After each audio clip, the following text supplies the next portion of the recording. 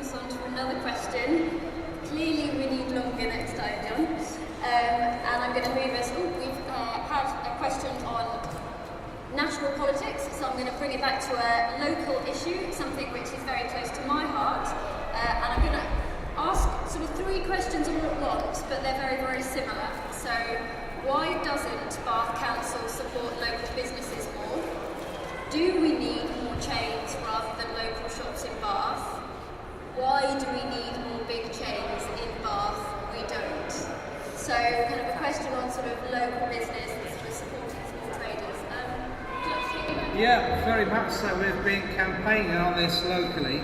Basically, the business rates are way too expensive now, and they keep going up every year.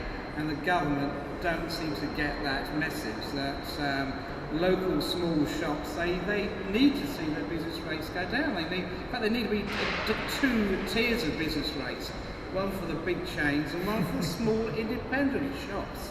They can't compete on the same level with the chains, and that's why in Bath they're getting more chain stores and more chain restaurants as well. It's very difficult for little independent shops to cope with that kind of competition, and I think the Bath Council does a lot of window dressing on this and not really practically helping independent local shops, so they could do a lot more. But it all starts with the business rate. On top of that, rents are vastly too expensive. I've got a friend who actually wanted to open up a business in Stall Street, and the shop rent for that was £150,000, and the business rates was £85,000.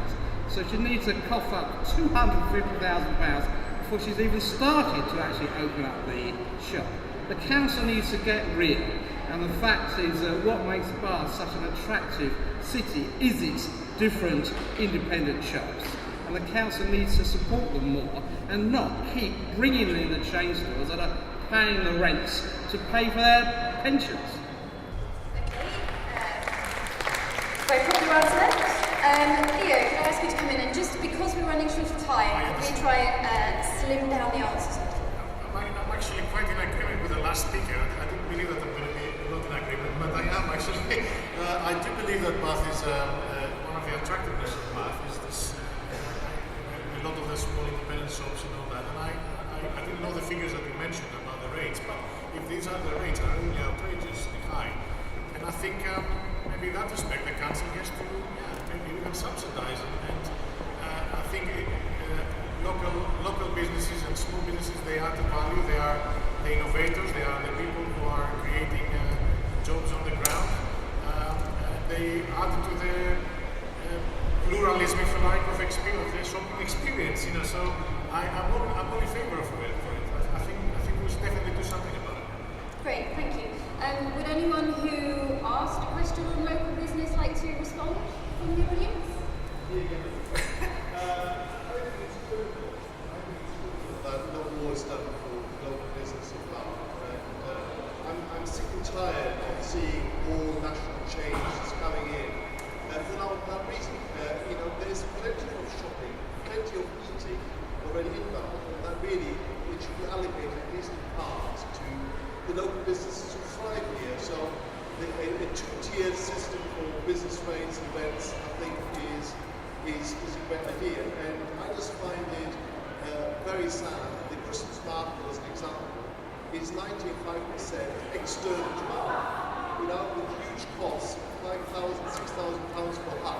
But most of that comes out of Bath. It's supposed to be the Bath Christmas market. So I think ultimately we've just got it fundamentally wrong in terms of how we support our businesses in Bath.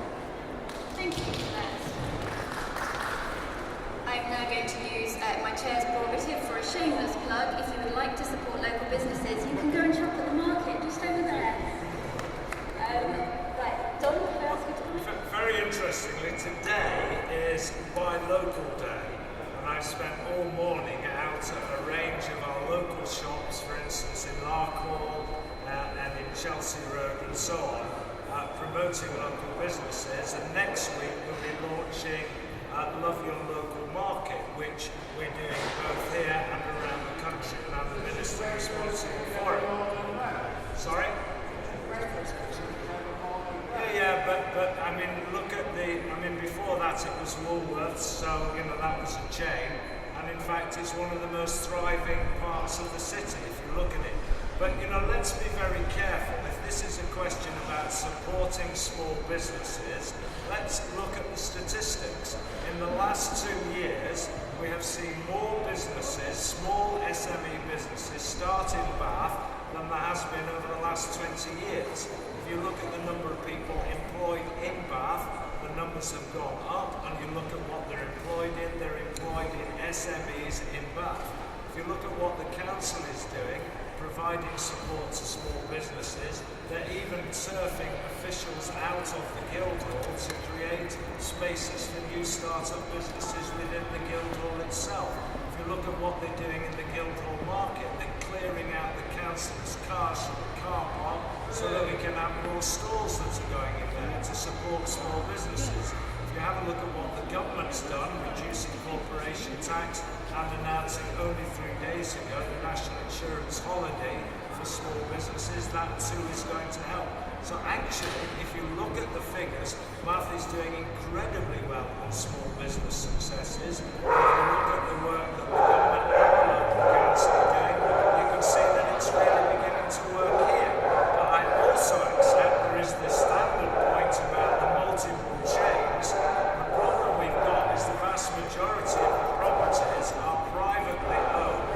It is actually quite difficult for the council to take action to differentiate between the small single business and the small chain business, because the law makes it very difficult to do that. But it's clearly something the council might well want to look at. Okay, let's